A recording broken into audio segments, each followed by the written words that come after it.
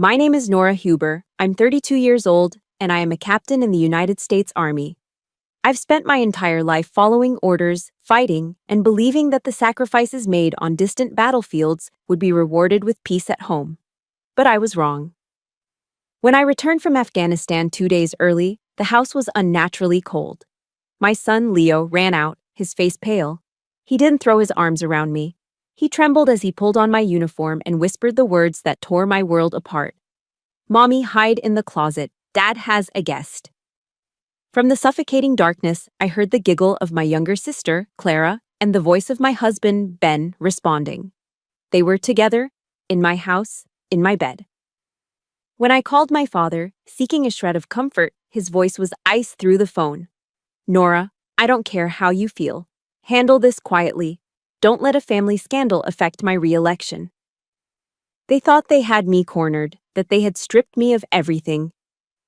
But they forgot the one thing the military taught me. A cornered soldier isn't a victim. She's a weapon. Let me know where you're watching from in the comments. Hit the like button and subscribe if you believe that sometimes silence isn't weakness. It's the time you spend reloading. The drive from Denver International Airport to our home in Colorado Springs was usually the best part. After months of the monotonous beige of desert landscapes, the rugged silhouette of the Rocky Mountains against the deep blue sky felt like a promise of home. This time, the feeling was electric. Tucked securely in my duffel bag was a detailed model of an F-22 Raptor, the one Leo had been circling in catalogs for months. I could already see his 7-year-old face lighting up, his small hands carefully tracing the wings. I could practically feel Ben's arms wrapping around me, his familiar scent of old books and coffee, the deep sigh of relief as he'd hold me tight and say, "You're home. You're finally home." I pulled into the driveway, my heart thumping with anticipation. But when I pushed open the front door, the first thing that hit me wasn't the welcoming aroma of the beef stew Ben always made when I came home. It was silence, a heavy, hollow silence that seemed to absorb all sound. And then I saw them. Sprawled carelessly by the entryway, as if kicked off in a hurry, was a pair of high heels. They weren't just any heels. They were a pair of sleek red stilettos. I knew them instantly. I had bought them for my sister, Clara, last Christmas. An icy chill snaked its way up my spine, a cold dread that had nothing to do with the Colorado air. My training screamed at me, situational awareness, assess the threat. But my heart desperately tried to rationalize. She's just visiting. Maybe she stayed the night. Don't be paranoid, Nora. I forced my feet to move, my boots feeling unnaturally heavy on the hardwood floor. Then, Leo appeared at the top of the stairs, and the last of my fragile hope shattered. His eyes were wide, two pools of panic in his pale face. He didn't run to me. He didn't shout, "Mommy!" He crept down the stairs, his movements furtive, and grabbed the sleeve of my fatigues. His small hand was trembling. He looked past me, toward the closed bedroom door at the end of the hall, and then back up at me. His whisper was a death sentence. "Mommy, hide in the closet. Dad has a guest." My soldier's brain took over. I didn't question him. I didn't make a sound. I let him pull me into the deep walk-in closet in the hallway, the one filled with our winter coats and Ben's old college sweaters. The heavy scent of cedar, once comforting, was now suffocating. As the door clicked shut, plunging me into near-total darkness, I heard them. The bedroom door opened. I heard my sister's laugh, a sound I had once loved, now like shards of glass scraping against my heart. "I should probably get going," she said, her voice light and carefree. "What's the rush?" That was Ben. My Ben. His voice was laced with an intimacy that was reserved for me. "Stay a little longer. We can finally plan that trip to Aspen, just the two of us." Aspen. He had promised to take Leo and me to Aspen after this deployment. I pressed my fist against my mouth to stifle a sob as Clara giggled again. "Okay, but only if you make me those pancakes I love." I slid down the wall, the rough texture of the coat scratching my cheek. I stayed there, in the dark, until I heard Clara's car pull away. I quietly let myself out, found Leo still huddled on the stairs, and took his hand. Without a word, I led him out of that house, out of the life I thought I had, and drove to a 24-hour diner. Under the harsh fluorescent lights, with Leo quietly eating a stack of chocolate chip pancakes, I called my father. I didn't want the senator. I needed my dad. I needed to hear his voice, strong and reassuring, telling me he would handle it, that he was on my side. His voice came through the line, clipped and impatient. "Nora, what is it? I'm in the middle of a fundraiser." Tears I hadn't allowed myself to cry started to well up. "Dad, it's Ben and Clara. He cut me off. His tone dropped, becoming as cold and hard as granite. "Nora, I don't care how you feel. Do not make a scene. Ben Carter is a respected military history professor. Clara, she's just being flighty. You are an officer in the United States Army. Start acting like one. Handle this quietly. We'll arrange for a discreet divorce. I have lawyers for this. Just make sure this does not hit the papers." The line went dead. The dial tone that followed was a sound more final and more brutal than any explosion I had ever heard on the battlefield. It was the sound of being utterly and completely alone. My tears dried instantly, replaced by a chilling clarity. I paid the bill, drove a sleeping Leo back, and carried him inside, putting him to bed in his room. Then I walked into the living room, where Ben and Clara were now sitting on the couch, watching TV as if nothing had happened. They looked up, their faces a mixture of shock and guilt. Before I could speak, Ben stood up, his expression hardening into one of righteous indignation. "Where have you been? You can't just disappear." "See, this is the problem, Nora. You're always gone. You chose the army. You didn't choose this family." Clara just started to cry. Those practiced pretty tears she always used to get her way. "I'm so sorry, Nora," she whimpered. "I didn't mean for it to happen." As if betrayal was a clumsy accident, like spilling a glass of wine. I looked at them.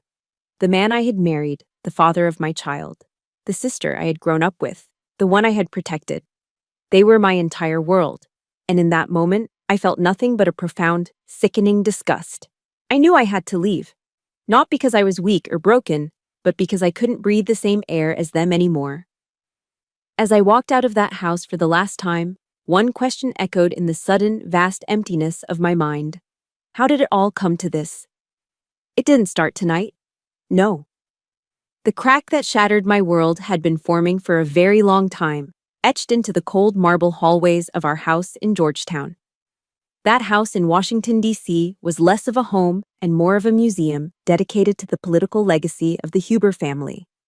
Every surface gleamed with lemon polish, every portrait was perfectly hung, and the air was thick with the scent of old paper and ambition.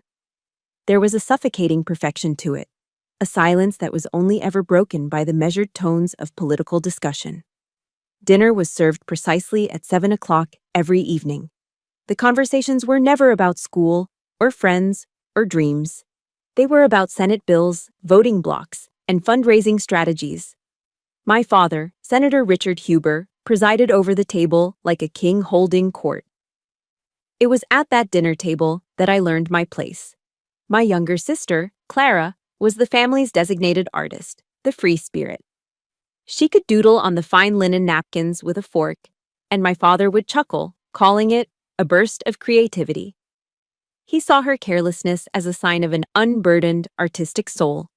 But if I, in a moment of distraction, accidentally spilled a single drop of water, his gaze would sharpen, his voice would drop, and the verdict would be delivered with chilling finality. A Huber is never careless, Nora. The contrast taught me the first and most fundamental lesson of my childhood. My father's love was conditional, and I, for some reason, did not meet the conditions. Clara was loved for who she was. I was scrutinized for what I did. She was a work of art to be admired. I was a soldier in training, expected to be flawless. The lesson was driven home on my 10th birthday. I had saved my allowance for 2 months to buy him the perfect gift. I'd noticed he always signed legislation with a specific brand of fountain pen, a cross, with a heavy silver casing. I found one just like it, wrapped it myself in gold paper, and waited with a knot of hopeful anxiety in my stomach. When he opened it, his reaction was a polite, empty void. He glanced at the pen, set it aside on the table, and said, "Thank you, Nora." His eyes already scanning the room for his next conversation. He never looked at me. A few minutes later, Clara presented her gift. It was a crayon drawing, a child's clumsy sketch of the U.S. Capitol building with a lopsided dome. My father's face lit up. He beamed, enveloped her in a hug, and boomed for all the guests to hear. "Magnificent. Now this. This is a gift from the heart." Before the night was over, he had given the drawing to his aide with instructions to have it professionally framed and hung in his private study. My cross pen remained in his desk drawer, untouched, forever. It became a silent, silver monument to my inadequacy. The only person who truly saw me, the real me, was my grandfather. He was a retired Marine Corps colonel, a veteran of Vietnam, with kind laugh lines around his eyes and hands as rough and steady as old leather. During my father's endless political parties, Grandpa would find me and lead me out to the back porch, away from the smoke-filled rooms and false smiles. He didn't talk about bills or elections. He told me stories about the brotherhood he found in the humid jungles of a country half a world away, about honor that wasn't for show, but was something you carried inside you. On my 15th birthday, he pressed something small and cool into my hand. It was his old military-issue compass, its brass casing worn smooth with time. "Your father's world has many directions, Nora," he said, his voice a low, comforting rumble. "Ambition, power, reputation, they all pull you different ways. But there is only one true north. When you're lost, you trust this." He tapped the glass face of the compass, not the maps other people draw for you. In that moment, holding that compass, I felt a sense of worth that had nothing to do with perfect grades or flawless behavior. It was the first time I felt I was enough, just as I was. That compass gave me the courage for my first real act of rebellion, applying to West Point. It wasn't just about a career, it was an escape. It was a world built on merit, discipline, and a code of honor my grandfather would understand. When the thick acceptance letter arrived, my heart hammered against my ribs. This wasn't a gift for someone else. This was mine, a victory I'd earned in silence through endless hours of studying and training. With trembling hands, I brought the letter to my father in the living room. I held it out to him, a desperate, foolish part of me still hoping for a glimmer of pride in his eyes. He took it, read it with an unreadable expression, and then placed it down on the mahogany coffee table between us. He looked at me, not with pride, but with a cold assessment. "Fine," he said, his voice flat. "At least the military might teach you the discipline I couldn't. Go, and try not to tarnish the Huber name. No congratulations, no hug. Not even a simple, 'well done.' Just a warning." In his eyes, my greatest achievement was simply another chance for me to fail him, to stain the perfect, polished reputation of his name. I stood there, the acceptance letter lying on the table like an indictment, and I understood. The crack in my world didn't start the night my husband betrayed me. It had been there all along. That compass became my most prized possession. It was a reminder that my worth wasn't determined by my father's approval. If you believe that a person's true worth comes from their character, not from the approval of others, please support this story with a like and comment with the word compass below. The first day at West Point, they shaved my head. As my long brown hair fell to the floor in clumps, I felt a strange sense of liberation. I wasn't the senator's daughter anymore. I was just another cadet, another shaved head in a sea of gray uniforms. I had thought that would be enough. I was wrong. West Point was nothing like I had imagined. It was a crucible designed to melt you down and forge you into something new. And it was far more unforgiving than my father's cold expectations. The physical toll was immense. 20-mile ruck marches with a 60-pound pack that dug into my shoulders until they were raw. Lungs burning for air on 5-mile runs before the sun was even up. The mental exhaustion was worse. Sleepless nights spent memorizing military history and tactical formations until the words blurred together on the page. And the constant, unrelenting chorus of drill instructors shouting, their voices stripping away every last shred of your civilian identity. The name Huber didn't protect me. It made me a target. Within the first week, I was christened with a nickname, the Senate Princess. It was spat at me in the mess hall and whispered behind my back in the barracks. One drill instructor in particular, a Captain Thorne with eyes like chips of flint, made it his personal mission to break me. "Think the Huber name is gonna get you a pass here, princess," he would roar, his face inches from mine, spittle flying.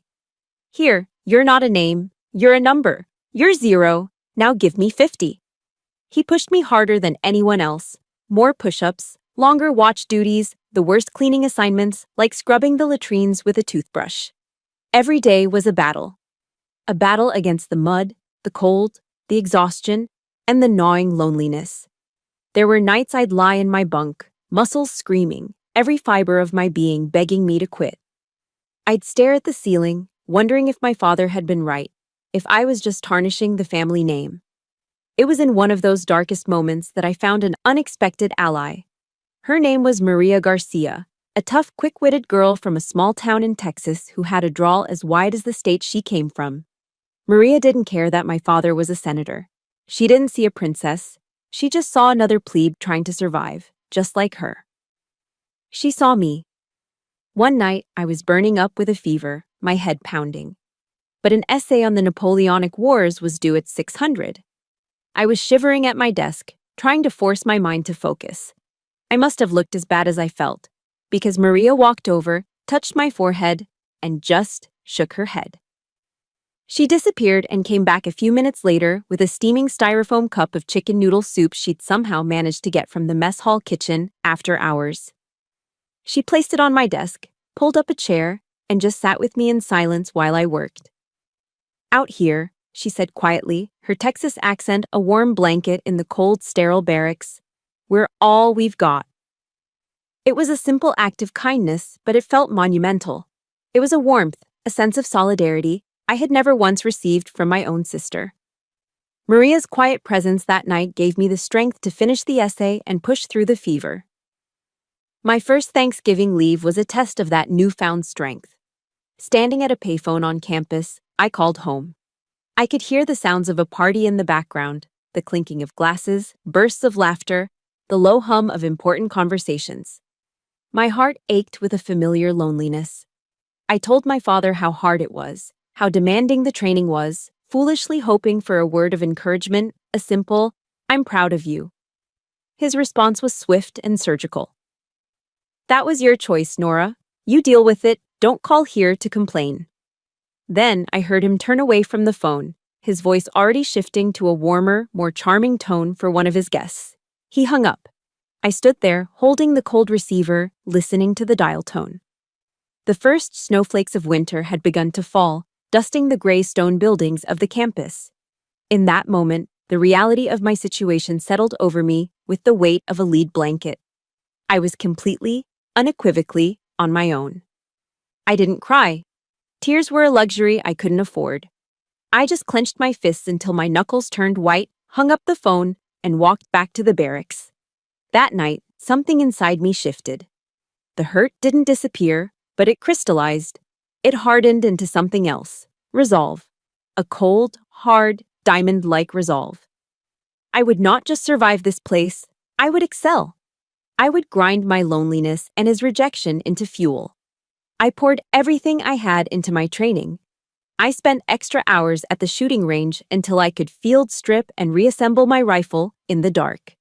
My aim became legendary. I was the top marksman in my class.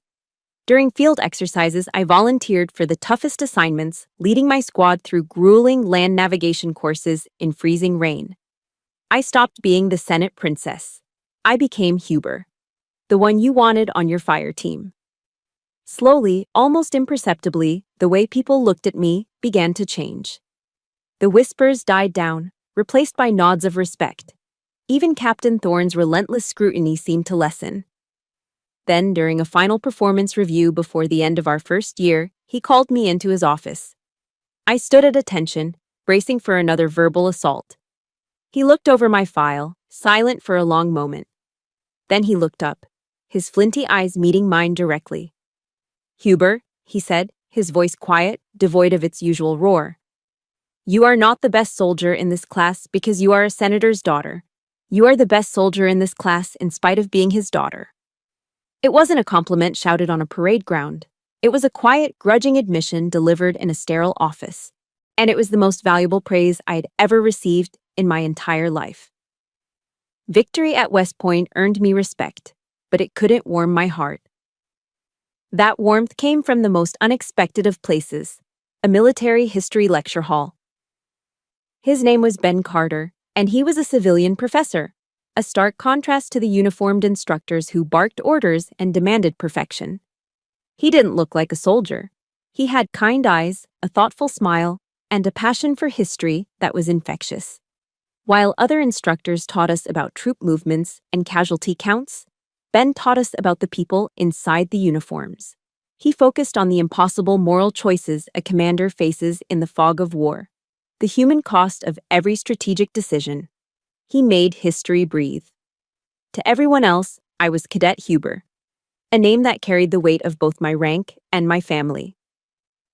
But Ben saw something different. After one particularly intense lecture on the ethics of command during the Battle of Gettysburg, he asked me to stay behind. I expected a critique of my tactical analysis. Instead, he leaned against his desk, his expression open and curious, and for the first time, he used my name. Not my last name, my first name. "So, Nora," he said, his voice gentle. "What do you think? Not as a cadet, but as a person?" The question stunned me into silence. It was so simple, yet no one had ever asked me that before. In my father's house, I was the senator's daughter, a role to be performed. At West Point, I was Cadet Huber, a soldier in the making. Ben was the first person who seemed interested in the woman who existed somewhere in between. He wanted to know what I thought, not what I was trained to think. That simple question was the beginning. We started taking long walks along the banks of the Hudson River, the crisp autumn air filled with the scent of fallen leaves. He didn't ask about politics or my father's career. He asked about my dreams, what books I loved, what music made me feel alive. He was building a bridge to the person I had kept hidden for so long. On one of those walks, a gust of wind blowing through the valley, he noticed the old brass compass I always carried, attached to my pack. Unlike others who might have dismissed it as an old trinket, Ben's eyes lit up with genuine interest. "That's a beautiful piece," he said. "Does it have a story?" Hesitantly, I told him about my grandfather. I told him about the cold marble house in Georgetown and the one man who had offered me unconditional warmth. I told him about True North. Ben listened, his gaze never leaving my face. He didn't interrupt, didn't offer platitudes. He just listened. When I finished, a lump forming in my throat, he said something I will never forget. "Your grandfather gave you an invaluable gift," he said softly. "A moral compass. That's more important than any medal, Nora." He saw it. He understood. He looked past the soldier, past the Huber name, and saw the 15-year-old girl on the porch who just wanted to be seen. In that moment, I felt a lifetime of defenses begin to crumble. Bringing him home for Thanksgiving was, predictably, a disaster. The Georgetown house was in full political schmoozing mode. My father treated Ben with a polite, condescending air that was more insulting than outright hostility. "Teaching history, you say?" he commented, swirling the wine in his glass. "Must be a stable profession." He said the word stable as if it were a synonym for unambitious. Clara, meanwhile, flitted around Ben, laughing too loudly at his jokes, finding excuses to touch his arm. I felt that old, familiar rage simmering just beneath the surface, the feeling of being invisible in my own home. The drive back to West Point was quiet and tense. I was waiting for him to comment, to criticize, to say anything that would confirm my deepest fear, that my family was a burden no one would want to take on. Instead, he reached over and took my hand. His grip was warm and steady. "Now I understand," he said, his voice full of a quiet awe. "I understand why you're so strong." He didn't criticize my family. He acknowledged the strength I had forged in spite of them. He didn't see me as damaged goods. He saw me as a survivor. That night, I knew I was in love with him. We got married after graduation. It wasn't a lavish DC wedding designed for newspaper headlines. It was a small, intimate ceremony under the sprawling branches of an old oak tree in the backyard of our first rental house near Fort Bragg, North Carolina. We were surrounded by a handful of friends, people who knew us, not our names. When our son Leo was born a year later, I experienced a love so pure and unconditional, it took my breath away. Holding my tiny son in my arms, watching Ben look at us with tears of joy in his eyes, I finally felt a sense of peace I had never known. The hole in my heart, the one that had been carved out by years of striving for an approval I would never receive, was finally full. I had found my true north. It wasn't a direction on a map. It was a feeling. It was the weight of Leo's head on my shoulder, the sound of Ben's laughter in our small kitchen. I had built my own fortress of peace, brick by brick, a sanctuary where the long, cold shadow of the Huber name could never reach. Or so I thought. But any fortress can be breached, and my enemy didn't use force. They used a far more insidious weapon: family. My first deployment to Afghanistan after Leo was born was the hardest thing I'd ever done. The distance was a physical ache.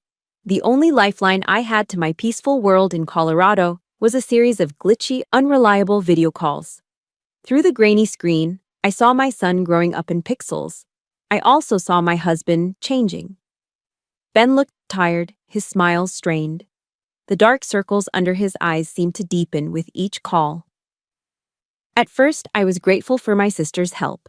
Clara had moved to Colorado Springs a few months before I deployed, claiming she wanted a change of scenery from the DC political machine. It seemed like perfect timing. She could support Ben while I was away. "Aunt Clara took me for ice cream today," Leo would shout into the microphone, his voice buzzing with excitement.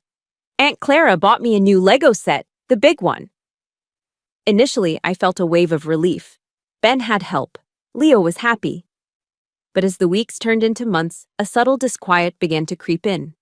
The name Clara started appearing in Leo's stories more often than the word dad. She was the one taking him to the park, the one helping with his homework, the one tucking him in at night.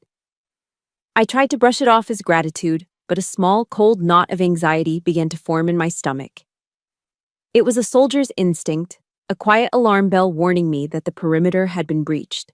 The feeling intensified when I came home for a short 2-week leave. The moment I walked through the door, I knew something was off. The air smelled different. My favorite scented candles, a calming lavender and chamomile blend, had been replaced with a cloyingly sweet gardenia scent that I'd always hated. It was Clara's favorite. On the front porch, the Welcome Home Soldier doormat I'd bought at a small shop near Fort Bragg was gone, replaced by a garish floral one. They were small things, almost too petty to mention. But they were my things, my choices, my home. When I asked Ben about it, he just shrugged, avoiding my eyes. "Oh, Clara thought the other one was getting worn out. She thought this one was more cheerful. Don't be so sensitive, Nora. Don't be so sensitive." The words hit me like a physical slap. They were the exact same words my father had used my entire life to dismiss my feelings, to make me feel like my reactions were the problem, not the offense itself. To hear them from Ben, my Ben, the one person who was supposed to be my sanctuary from that world. It was a betrayal that cut deeper than I wanted to admit. I started listening to talks by Brené Brown during my downtime in Afghanistan, trying to understand the dynamics of trust and vulnerability. She taught that trust is built in the small moments, the sliding door moments where someone chooses to turn towards you instead of away. Ben was turning away. But Brown also taught that vulnerability is the price of courage, so I told myself I needed to trust him. I pushed my doubts down, blaming them on the distance and the stress of deployment. My birthday came and went while I was overseas. A week later, a package arrived for me in the mail. It was from Clara. I opened it, a flicker of hope warring with my apprehension. Inside was a set of expensive silk pajamas. They were beautiful, but as I held them up, a cold feeling washed over me. They were a size small. I hadn't been a size small since before Leo was born. Tucked inside was a handwritten card, but it wasn't addressed to me. It read, "To Ben, help my sister feel like a woman again after all those dry months in the desert. Love, Clara. I dropped the silk pajamas as if they were on fire. The humiliation was so intense it made me feel sick to my stomach. This wasn't a gift. It was a power play. A cruel, deliberate message telling me that she was there, in my home, taking care of my husband, reminding him of the femininity I'd supposedly left behind in the dust of Afghanistan. It was a territorial marking, disguised as a birthday present. When I confronted Ben about it during our next call, my voice shaking with fury, he sighed with exasperation. "Oh, come on, Nora. You know how Clara is. She's just thoughtless. She didn't mean anything by it." He was defending her. He was making excuses for an act of calculated cruelty. His refusal to see it, to stand up for me, was a glaring red flag I could no longer ignore. The final straw came a month before I was scheduled to return home. I was doing our monthly budget online, paying bills from half a world away, when I saw it. A $5,000 transfer from our joint savings account. I didn't recognize the recipient. My blood ran cold. I called Ben immediately. He was defensive from the start. "What's the big deal?" he asked, his voice strained. "The big deal, Ben, is that $5,000 is missing from our savings. Who did you send it to?" There was a long pause, and then he admitted it. "I loaned it to Clara. She wants to invest in a new art gallery. It's a great opportunity for her." He had given my sister $5,000 of our money we were saving for a down payment on a permanent home, without consulting me. Without even mentioning it. "That's my money too, Ben," I said, my voice dangerously quiet. "And that's my sister. Why would you do that without talking to me?" His reply sealed the crack in my trust, turning it into a chasm. "Why do you always have to make things so difficult, Nora? It's just money. She's your sister, for God's sake. You're being selfish and petty." He gaslighted me. He twisted it until I was the villain, the cold, unfeeling, selfish wife who didn't support her own family. I said nothing. I just ended the call. I sat in the dark of my barracks, the hum of the base generator a lonely sound in the Afghan night. The fortress I thought I had built, the one made of love and trust, was being dismantled from the inside out. And the man I had entrusted to guard its gates had just handed the enemy the key. I caught a flight 2 days early, Brené Brown's words about the courage to be vulnerable echoing in my head. I had decided to trust, to have faith in the man I married. But the truth waiting for me at home didn't require courage. It required a soldier. The plastic F-22 Raptor in my duffel bag felt impossibly heavy as I walked up to the front door. It was unlocked. Strange. My training screamed a single word. Wrong. I pushed the door open. A dead, unnatural silence greeted me. Then the smell hit me. Clara's perfume. A cloying, overpowering tuberose scent I'd always hated. It was clinging to the air, an invisible invader in my home. My eyes scanned the living room, my heart starting to hammer against my ribs, not with joy, but with a primal red alert. On the coffee table sat the evidence. 2 half-empty glasses of red wine. One of them was smeared with Clara's signature shade of bright crimson lipstick. Wrong, wrong, wrong. The word pulsed in my head, a frantic drumbeat of dread. This wasn't a friendly visit. This was a desecration. That's when Leo appeared at the top of the stairs, his face a small white mask of terror. His whispered plea was an order I followed instinctively. He pulled me into the dark, cedar-scented closet, my own home becoming my prison. And from within that prison, I listened as my world was executed. I heard them coming upstairs, laughing. The sound was casual, intimate. It was the sound of 2 people completely at ease in a stolen moment. Then I heard their voices, words sharper than shrapnel. "She's probably still busy playing Rambo somewhere," Clara said, her voice dripping with a familiar, dismissive condescension. Ben laughed. A real, genuine laugh. The sound twisted my insides into a knot of pure agony. "Good," he said. "Gives us more time." More time. They wanted more time. More time in my bed, in my house, with my son just down the hall. They called me the Ice Queen, mocking the very seriousness and dedication that my country demanded of me, that he once claimed to love. He, who had once praised my strength, was now using it as a punchline with my own sister. Every word was a nail hammered into the coffin of the life I thought I had. I waited, my breath held tight in my chest, until I heard them leave. I led Leo out to the car, his small hand cold and clammy in mine. We drove in silence to a 24/7 Denny's, a lonely beacon of fluorescent light in the dark. The place was nearly empty. I ordered him pancakes he didn't want and watched him push the whipped cream around his plate. Under the buzzing neon lights, the truth finally came out, delivered in the small, halting whispers of a terrified 7-year-old. It had been going on for a long time, every time I deployed. Clara would stay over. They would close the bedroom door. Daddy said it was a grown-up game. Leo mumbled, tears tracking through the syrup on his cheeks. He said if I told you, you'd be very sad and you'd never come home again. His voice broke, a heartbreaking little sob escaping. I don't want you to go away forever, Mommy. My entire ribcage felt like it was cracking open. The pain was physical, immense, stealing the air from my lungs. They hadn't just betrayed me. They had taken my son's pure, unconditional love for me and twisted it into a weapon against me. They had made my own child a hostage, forcing him to carry the toxic secret of their affair to protect me from a pain they were actively inflicting. It was an act of monstrous, unforgivable cruelty. The final hammer blow came from my father. Standing by the payphone near the greasy diner kitchen, I made the call. I explained the situation, my voice flat and emotionless, the tears having already frozen inside me. His response was not one of fatherly protection. It was the cold, calculated damage control of a politician.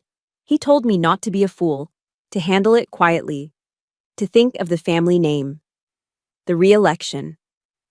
When he hung up, I didn't feel pain anymore. I felt nothing. A vast, hollow emptiness. And then, from that void, something new began to rise.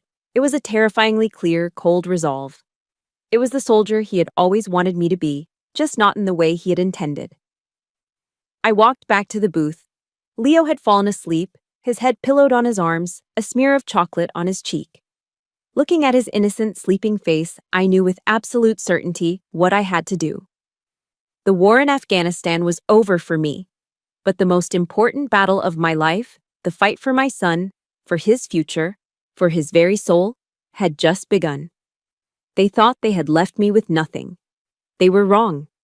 They had left me with a reason, and a reason is the most dangerous weapon of all. They used my son's love as a shield for their lies. If you believe that a child's heart should be a sanctuary, not a secret keeper, please hit the like button and show your support for Leo by commenting with the word "protect" below. The next morning, I didn't cry. I made a cup of black coffee, strong enough to strip paint.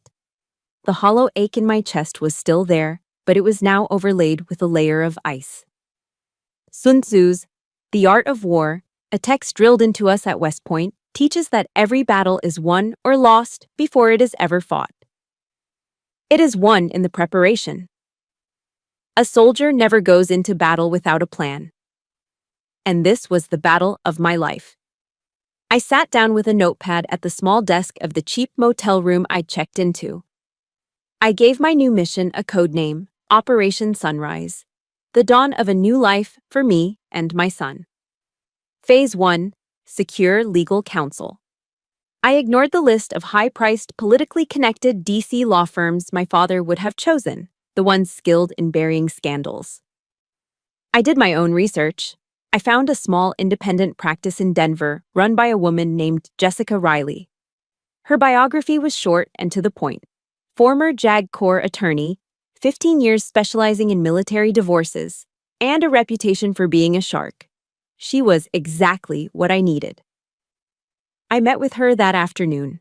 She was a no-nonsense woman with sharp eyes that seemed to see right through the composed officer and into the wounded woman beneath. I told her everything, leaving out no detail. When I finished, she didn't offer sympathy or platitudes. She just nodded, a grim smile touching her lips. "Captain," she said, her voice firm, "we are not just going to divorce them. We are going to dismantle them." For the first time in days, I felt a flicker of hope. Phase 2, Intelligence gathering. Know your enemy and know yourself, Sun Tzu wrote, and you need not fear the result of 100 battles. I needed to know exactly what I was up against. I called Ben and told him I needed to come back to the house to pack some personal belongings for myself and Leo. My voice was quiet, subdued. I played the part of the broken wife perfectly.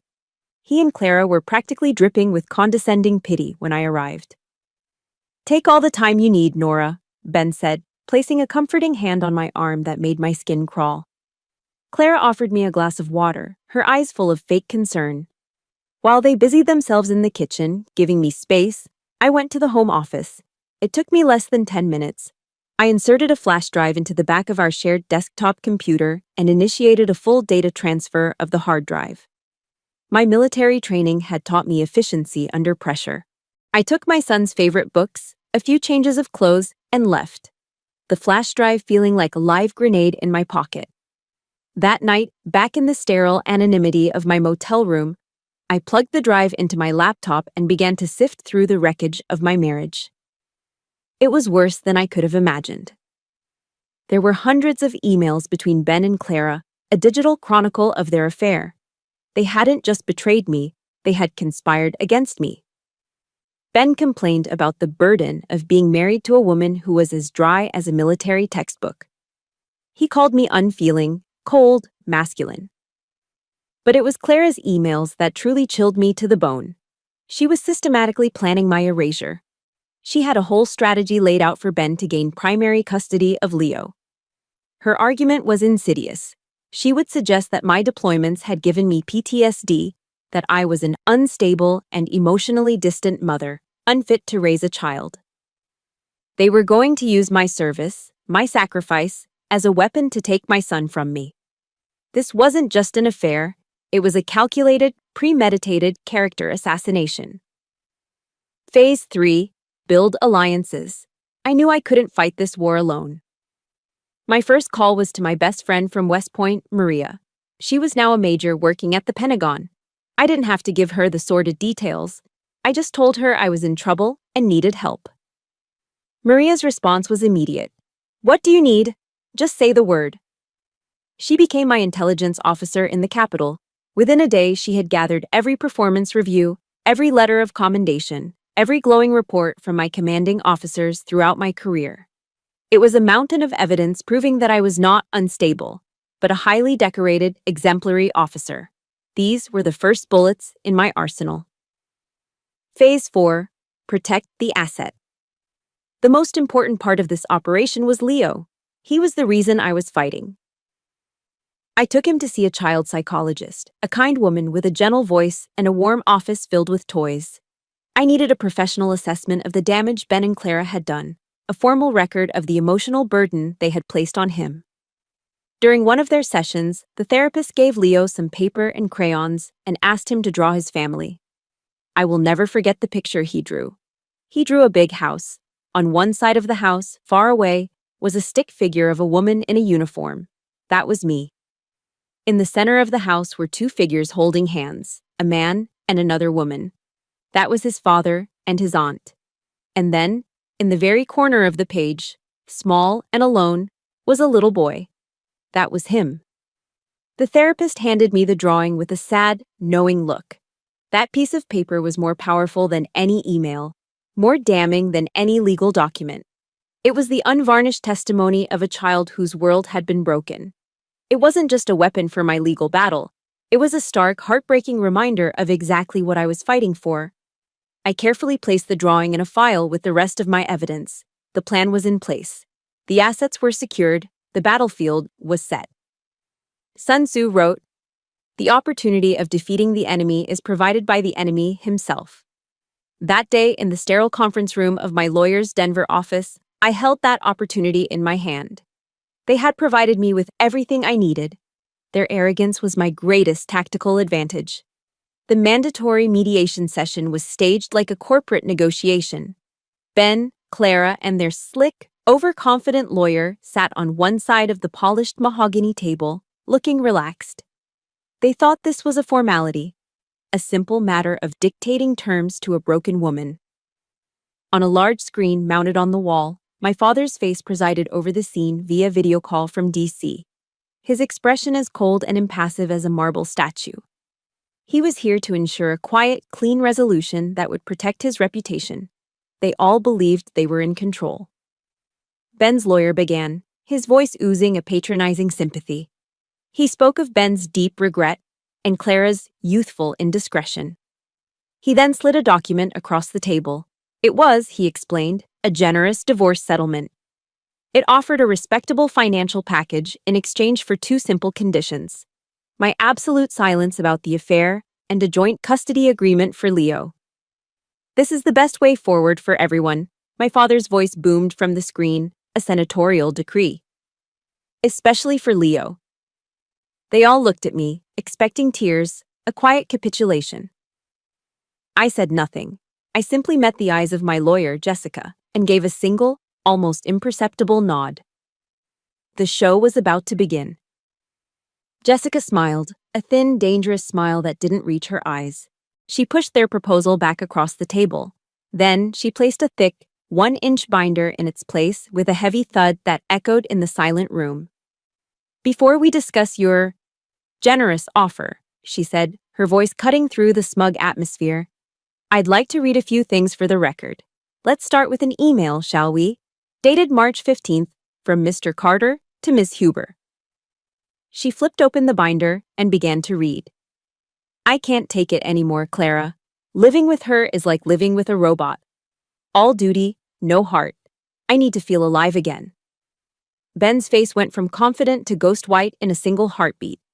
Clara began to tremble, her manicured hands gripping each other in her lap. My father's image on the screen remained still, but a flicker of something, annoyance perhaps, crossed his features. Jessica continued, her voice relentless, reading excerpt after excerpt. Ben's complaints about my masculine coldness. Clara's suggestions for their romantic getaways. Their shared jokes about my career. Each word was a precisely aimed shot, dismantling their carefully constructed facade of regret. Ben's lawyer finally found his voice, sputtering. This is an invasion of privacy. These are just words, exchanged in a moment of weakness. A moment of weakness, Jessica interrupted smoothly, placing a second, slimmer file on top of the first. Perhaps you'll find this more compelling. She opened it. This is a report from the child psychologist for Leo Huber. I'll quote directly.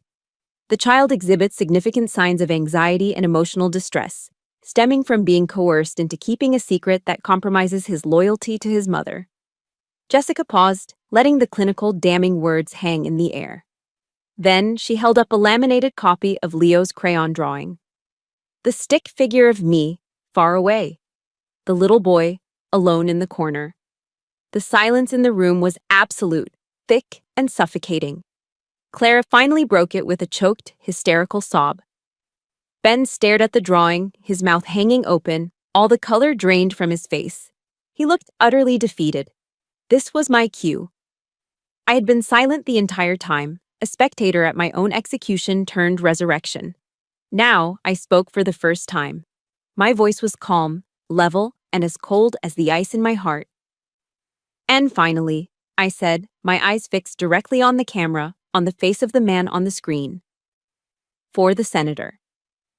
Jessica slid a small digital audio recorder and a single sheet of paper across the table to Ben's lawyer.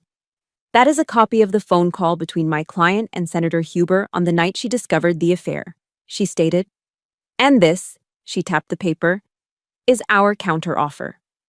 I leaned forward, my voice never rising, every word a deliberate final blow. You have 10 minutes to sign that agreement. It grants me sole and full custody of my son. It waives any and all alimony or child support from me to Ben. And it includes a restraining order, legally barring Clara Huber from coming within 500 yards of my son. If that document is not signed and dated in the next 10 minutes, I paused, letting the weight of my ultimatum sink in. Then the recording you're holding, along with the complete email chains and the psychologist's report, will be accidentally leaked to every major news outlet in Washington. Your choice. The game was over. My father stared at me from the screen. He didn't speak. He didn't move. The look in his eyes was one I had never seen before. It wasn't the look of a disappointed father or an angry patriarch. It was the look of a political rival who had just been checkmated, outmaneuvered by an opponent he had fatally underestimated. He gave a single, sharp nod to Ben's lawyer. Checkmate. When the conference room door closed, the adrenaline vanished, and for the first time in days, I felt the full weight of everything. I didn't feel like a victor. I just felt exhausted. The kind of bone-deep exhaustion that follows a long and brutal campaign. The war was over, but now I had to navigate the ruins. Leo and I moved into a small 2-bedroom apartment in a quiet neighborhood of Colorado Springs. The first few days passed in a strange, unfamiliar quiet. There were no tense phone calls, no toxic emails waiting in my inbox, no feeling of walking on eggshells. There was just the gentle rhythm of a new life. Just the two of us. The silence I'd once feared in my empty house was now a source of peace. We spent our time doing the most wonderfully ordinary things. We sat on the floor together, meticulously assembling the Lego sets Leo had received, but never had the heart to build. We read stacks of books from the local library, his small voice sounding out the words as he sat tucked beside me on the couch. We baked chocolate chip cookies, filling our small apartment with the warm, sweet smell of something new and good. In the quiet simplicity of those moments, I started to feel myself breathe again. I was learning that setting a boundary isn't just about keeping the bad out, it's about creating a safe space to let the good in. About a week after the mediation, a letter arrived. The handwriting on the envelope was Ben's. I hesitated, my hand hovering over the trash can. A part of me wanted to just throw it away, unopened. But another part, the part that needed closure, needed to see it through to the very end. I tore it open. The letter was not an apology. It was a final, desperate act of manipulation. He wrote that I had used our son as a weapon. He called me a cold, calculating machine, a woman incapable of forgiveness or grace. He ended with a pathetic, venomous prophecy that I would live a lonely, bitter life, having destroyed everything good we ever had. I finished reading and folded the letter neatly. I didn't feel anger. I didn't feel pain. I felt a profound sense of pity. After everything, he still didn't get it. He couldn't see his own role in the destruction. I took the letter and a metal mixing bowl out to the small concrete patio behind our apartment. With a lighter, I set one corner of the paper on fire. I watched as the flames consumed his words, turning his accusations and deflections into gray, weightless ash. As the last embers died out, a final heavy chain I didn't even know I was still carrying seemed to fall away. That week, I started reading the Stoic philosophers Marcus Aurelius, Seneca. Their words resonated with the soldier in me. The idea of focusing only on what you can control, your own actions, your own integrity, your own responses, and letting go of what you cannot, the opinions and actions of others. Ben's letter was something I couldn't control. Burning it was something I could. The phone call from my mother came a few days later. It was the first time we'd spoken in months. Her voice was thin and trembling, laced with tears. She told me my father was furious, that he wasn't speaking to her, that Clara was a wreck, having a complete nervous breakdown. Then came the plea I'd been expecting. "Nora, can't you just be the bigger person?" she whispered. "Can't you find it in your heart to forgive? We're family, after all." Family. The word hung in the air between us. I took a deep, steadying breath. The old Nora would have caved, desperate for any scrap of maternal approval. But the old Nora was gone. "Mom, I love you," I said, and my voice was surprisingly calm and clear. "But I can't. I have to protect Leo, and I have to protect myself. The price of being in this family is silence and self-betrayal. And I'm not willing to pay it anymore." I paused, letting her absorb the words. "When you're ready to have a relationship that's just you and me, without Dad or Clara as intermediaries, please call me. My door is always open for that." I ended the call gently. It was the hardest thing I'd ever done, and the most necessary. It was the first and most important boundary I'd ever truly set for myself. The final step was to realign my own mission. My life as a frontline combat officer was over. My priorities had changed. My most important battle was now here, at home. I walked into the administrative office on base and formally submitted a request for a transfer to a non-deployable teaching position at the academy. My commanding officer, a full-bird colonel I respected immensely, called me into his office the next day.